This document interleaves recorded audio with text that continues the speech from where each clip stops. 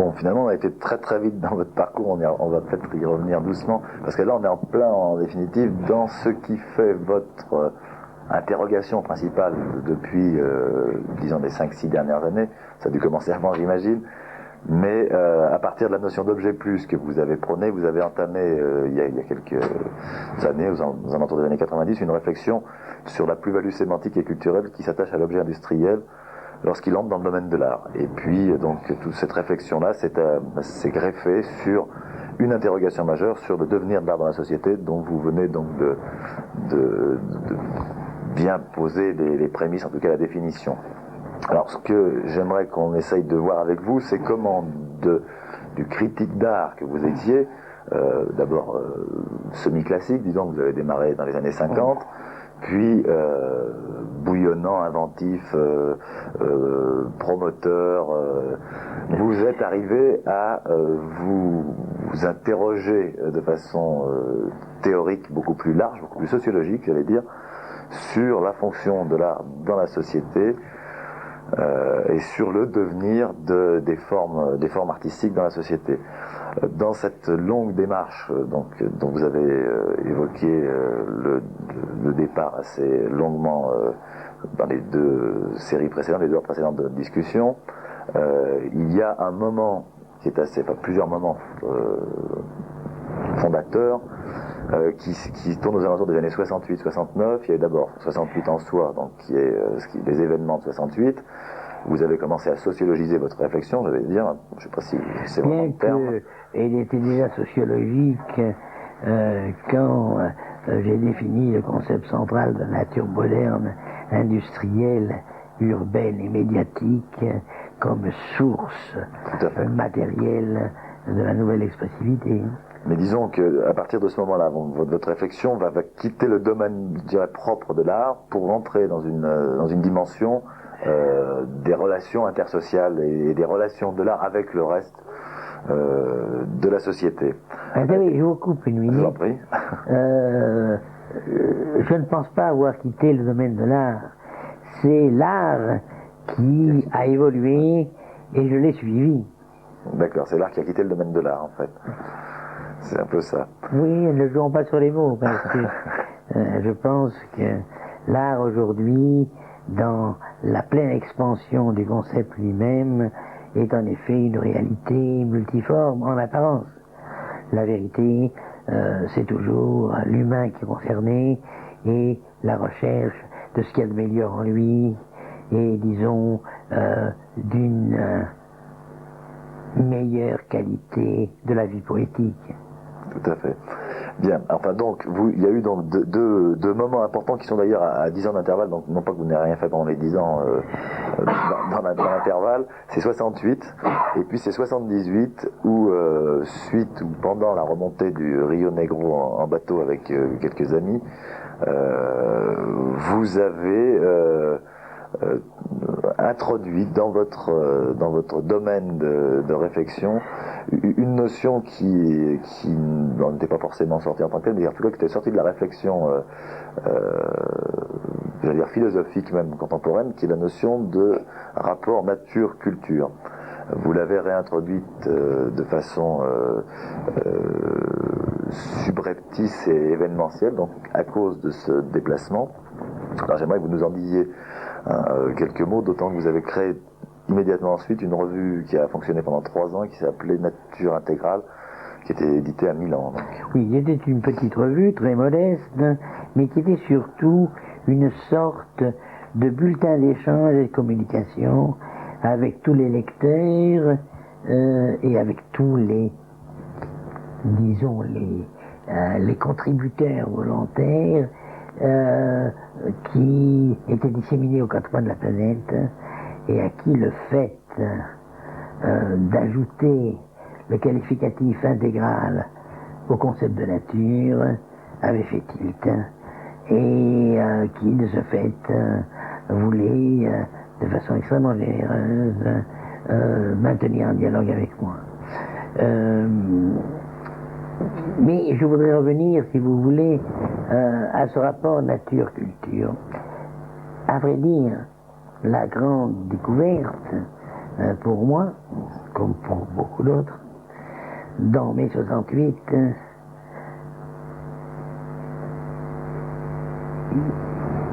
qui n'a pas été, encore une fois, une simple crise de la jeunesse et de sa culture, mais bien un signe avant-coureur d'un changement de société. Qui était la grande révélation de mai 68 pour moi, c'est l'altérité, c'est l'autre. L'autre, ce sont toutes ces minorités, jusque-là opprimées par la pensée globale, et qui se sont affirmées de façon claire, parfois tonitruante, mais surtout définitive, en mai 68. Ces minorités sont des minorités de type sexuel, de type ethnique, de type socio-économique ou socio-politique. Voilà l'autre. Cet autre, très vite, il ne s'est plus agi de lui reconnaître le droit à l'identité, le droit à la différence. Très vite, cet autre est devenu un consommateur autre, parce que mai 68 a éclaté comme un coup de tonnerre dans le ciel serein de la société de consommation. Et donc, très vite, la chose capitale a été d'assumer ce droit à la consommation différente par l'autre. Et c'est là où s'est déclenché le phénomène de changement capital, c'est-à-dire le phénomène qui a affecté de façon essentielle et fondamentale l'esprit ou la philosophie du projet de production. Dans ce qu'on peut appeler la première révolution industrielle, la philosophie de production était dominée par la grande idée de Walter Gropius dans son manifeste du Bauhaus de 1919, c'est-à-dire la standardisation. La standardisation, qui était dans le fond une récupération du ready-made de Duchamp, tendait justement à présenter au consommateur un objet dont la beauté était liée à la fonctionnalité. L'objet standard par excellence, pour vous citer un exemple vernaculaire, et que je vous cite de façon vraiment objective, dans la mesure où il ne me concerne pas, c'est le rasoir électrique Brown, qui rend exactement les mêmes services au PDG d'une entreprise et à son chauffeur. Cette idée, la production, soit liée à la finalité de la consommation, c'est-à-dire que le consensus de l'utilisateur détermine l'achat de l'objet et son succès commercial, sa diffusion commerciale.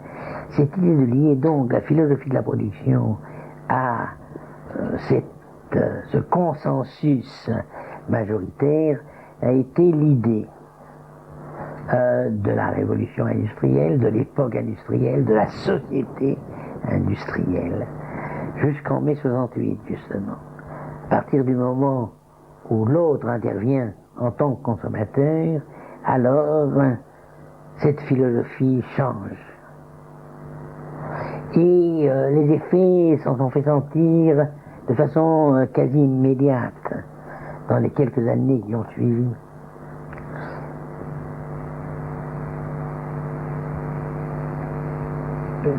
Dans la mode, par exemple, le drapeau de la revendication homosexuelle en mai 68 portait essentiellement sur le vêtement. C'était le moment de l'unisexe.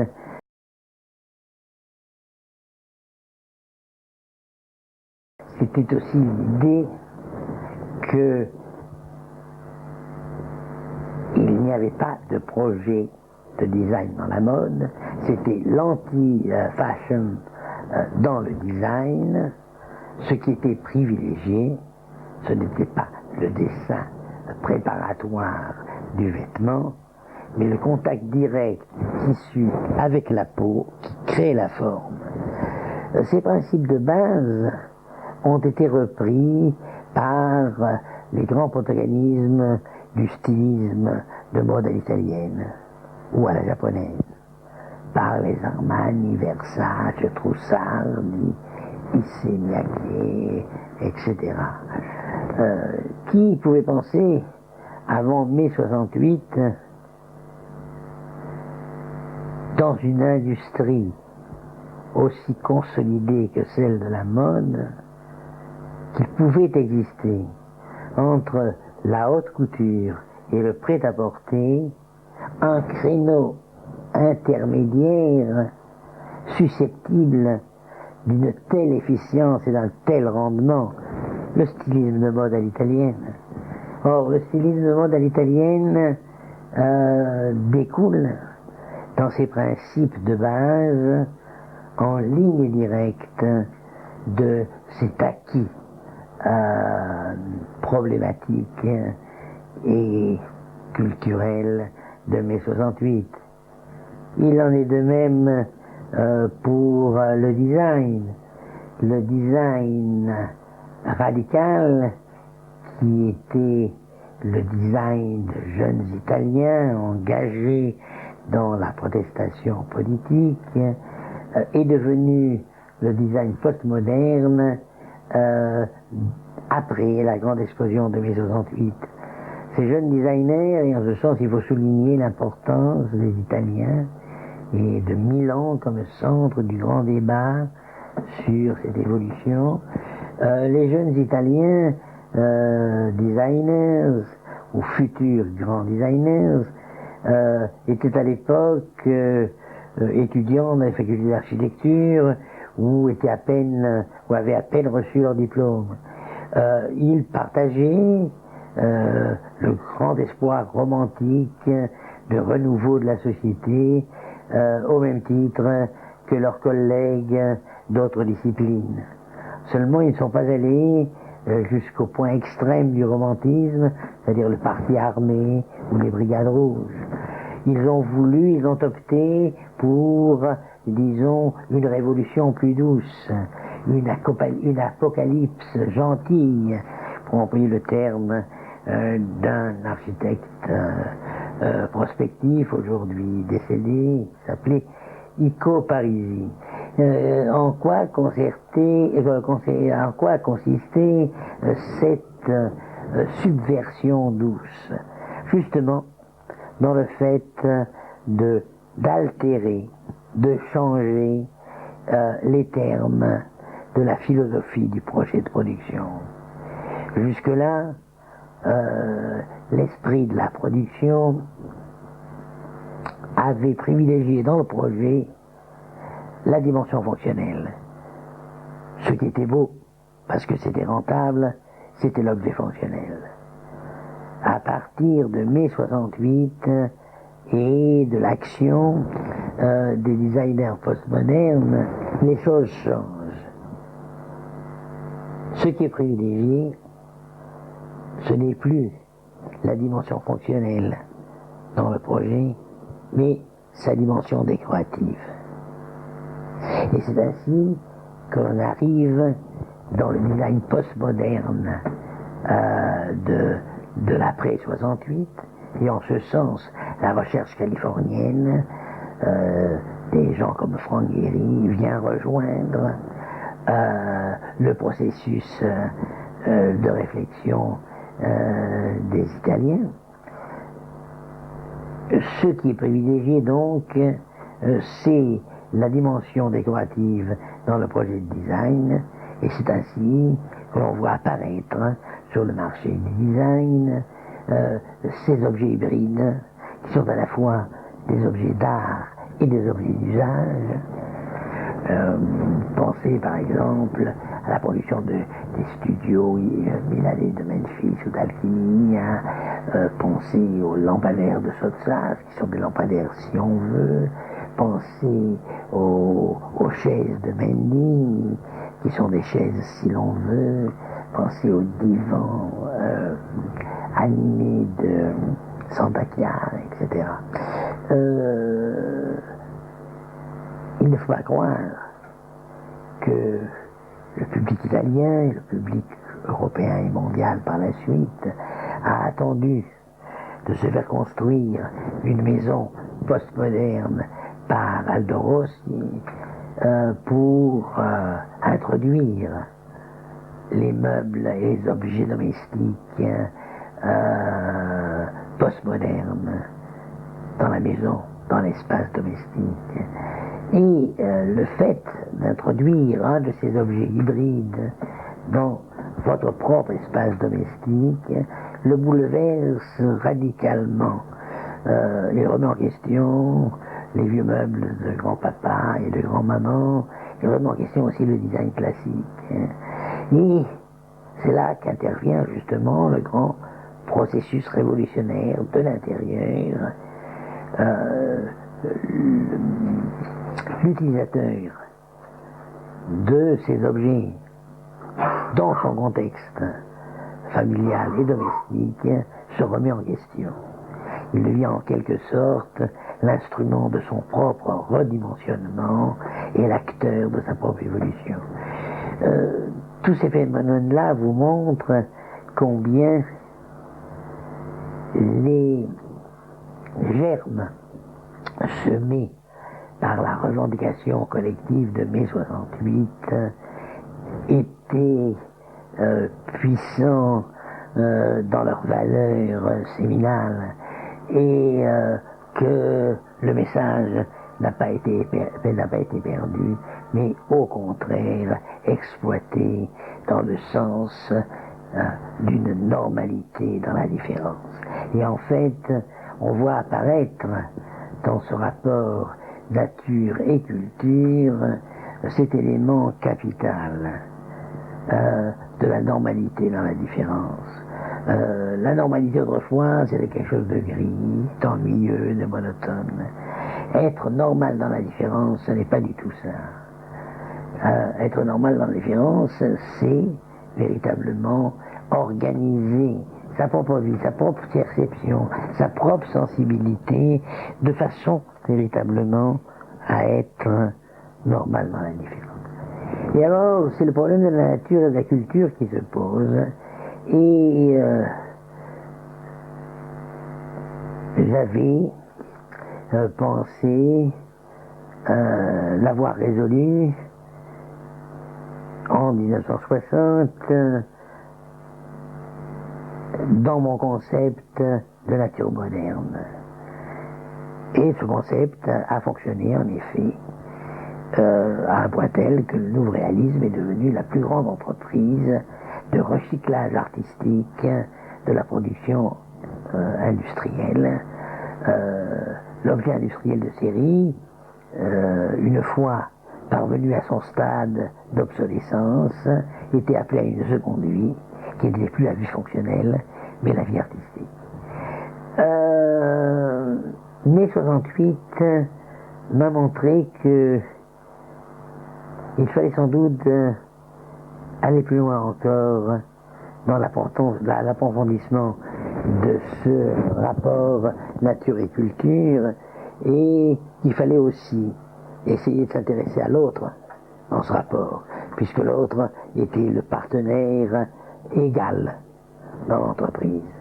Et c'est alors que j'ai saisi une occasion qui s'est offerte à moi, celle de faire une grande expédition en Amazonie, dans l'Amazonie brésilienne, à l'extrême limite de ce continent vert, dans la partie nord-ouest de l'Amazonie. Je suis allé très loin dans la forêt vierge. Et je voulais retrouver là justement une nouvelle notion, une définition nouvelle. Je voulais la vérifier, la pratiquer de façon existentielle directe au contact de la forêt. Et c'est là que j'ai été à même de saisir l'importance du phénomène indien. L'Indien tribalisé est un initié. Toute sa vie au sein de la tribu est une longue initiation et une vérification permanente de ses capacités. L'Indien croit avec beaucoup de fierté qu'il est, lui en tant qu'homme, le plus bel animal du monde.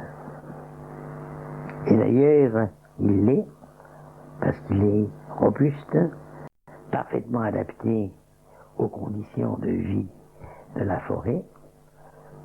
Et ce n'est pas d'ailleurs un hasard, ni un don de la Providence. C'est parce que quand un enfant indien naît dans la tribu, toutes les femmes et le sorcier et le chef se réunissent, auscultent le bébé sous toutes ses coutures, et s'ils s'aperçoivent qu'il est difforme ou s'il y a des malformations organiques, il est impitoyablement tué.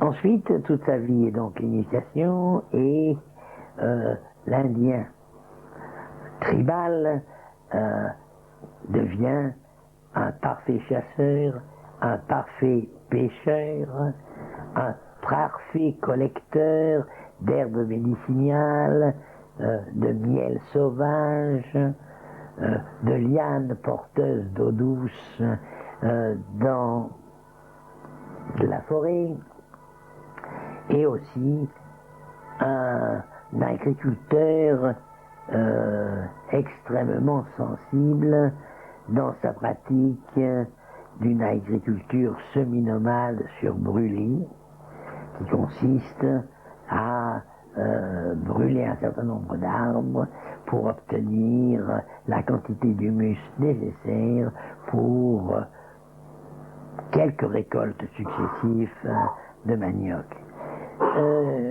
Tout cela donc porte chez l'Indien le rapport nature-culture à un point d'équilibre total.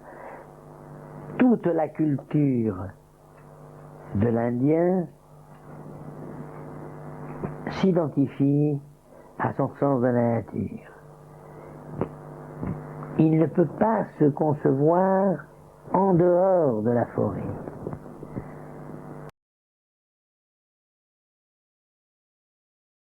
Bien, alors la dernière fois que nous nous sommes quittés, Pierre Rastani, vous étiez en train de nous parler des rapports nature et culture qui se sont donc introduits dans votre réflexion suite à un voyage que vous avez fait en bateau sur le Rio Negro en 1978. Et en particulier, vous nous expliquiez votre fascination de cet équilibre trouvé par l'éducation, l'initiation indienne, que vous appeliez l'initiation, entre ces deux phénomènes, nature et culture, par rapport à un milieu qui est celui de la forêt amazonienne. Donc je vous invite vivement à continuer votre passionnant récit et à nous expliquer donc en quoi ce voyage et cette découverte a marqué pour vous une étape dans votre pensée.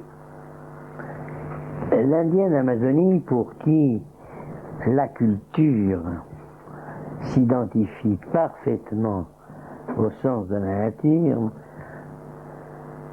ne peut pas concevoir le monde en dehors de sa forêt. Et cette espèce de concentration, de repli sur cet organisme vital, n'est pas du tout une réduction, mais au contraire, un état de fait extrêmement enrichissant et qui, aujourd'hui, se prête à des analogies troublantes parce que fracassantes avec notre société post-industrielle.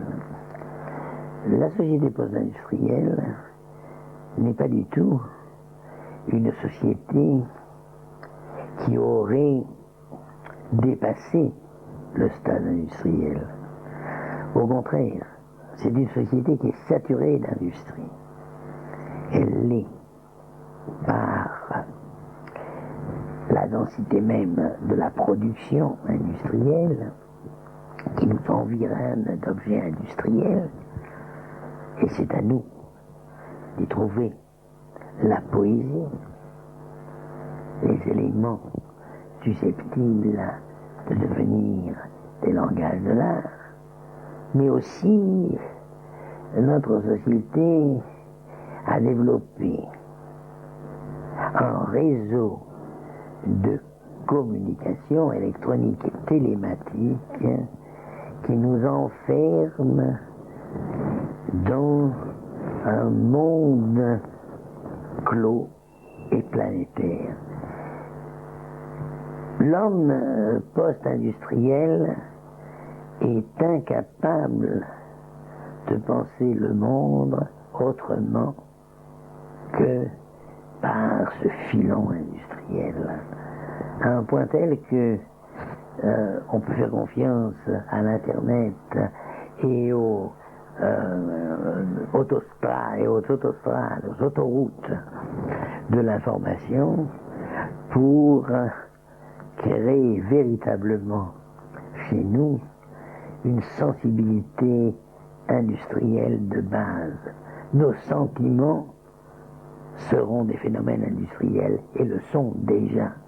Il y a une industrie du sentiment, comme il y a une industrie de la communication, comme il y a une industrie de l'image.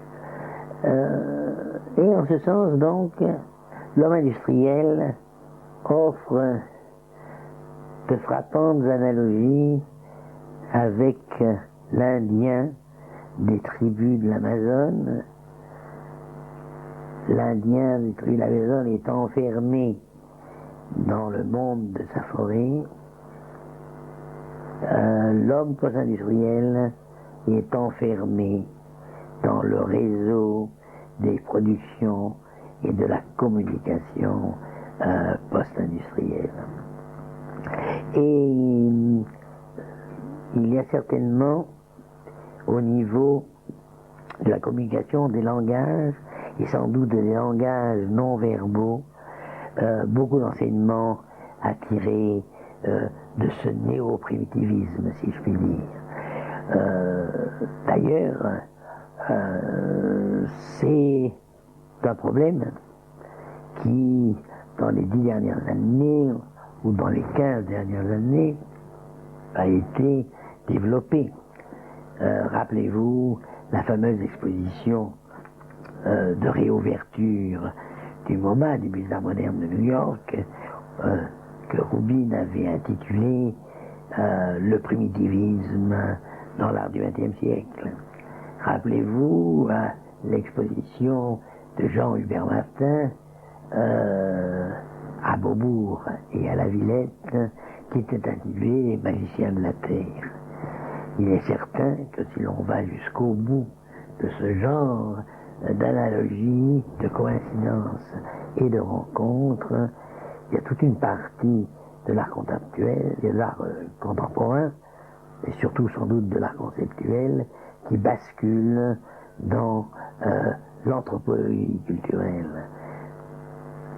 La récente décision du président de la République, de Jacques Chirac, de créer un musée des arts premiers qui serait le résultat de la fusion du musée des arts africains et océaniens avec le musée de l'homme, montre très bien que ce genre de perspective anthropologique est à l'honneur et surtout un champ de réflexion de la plus grande actualité.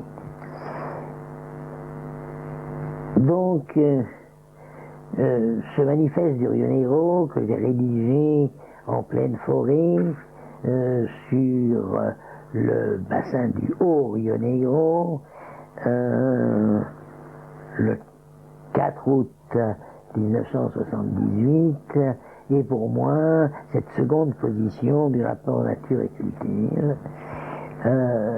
Et je me suis aperçu que, à partir d'une donnée naturelle immémoriale, qui est la forêt amazonienne, les phénomènes d'expressivité et de sensibilité expressive se réorganisent en récupération, en utilisation, en appropriation des données de base, d'une expressivité harmonieuse et, disons, en parfait rapport avec l'écologie du système ambiant. Exactement, on retrouve la même cohérence et la même organicité dans le rapport du nouveau réaliste avec la nature moderne, industrielle, urbaine et médiatique. Alors dans ce bouillonnement qui caractérise votre pensée, puisqu'on voit très nettement maintenant que vous passez quand même, quoi que vous en disiez, vous défendez de ne pas avoir quitté l'art, vous l'avez jamais quitté certainement, mais en tout cas vous passez avec une espèce de maestria assez extraordinaire de domaines de réflexion très différenciés, hein. Vous passez par l'esthétique, la sociologie, la philosophie, au sens presque classique du terme, l'ethnologie. Vous avez également, pendant ces années 70, fait une rencontre qui vous a marqué et qui a permis à votre pensée d'intégrer une dimension nouvelle ou de trouver un langage nouveau. C'est la rencontre avec le mathématicien Benoît Mandelbrot, qui est l'inventeur ou le théoricien des fractales. Vous avez intégré donc cette réflexion sur les fractales, ou du moins l'échange que vous avez eu vous a permis de formaliser un certain nombre de données nouvelles, à cette réflexion socio-ethnologico-économique et esthétique. Et j'aimerais que vous nous expliquiez un peu comment vous intégrez donc dans cette trajectoire des données mathématiques pures a priori. Je dois dire que ma rencontre avec le concept fractal, avec le fractalisme, a été sous-tendue en quelque sorte par l'expérience que j'avais eue de l'art sociologique. Vous savez qu'en 1974, le collectif d'art sociologique s'est constitué à Paris autour de Fischer, de Fred Forrest et de Thénault.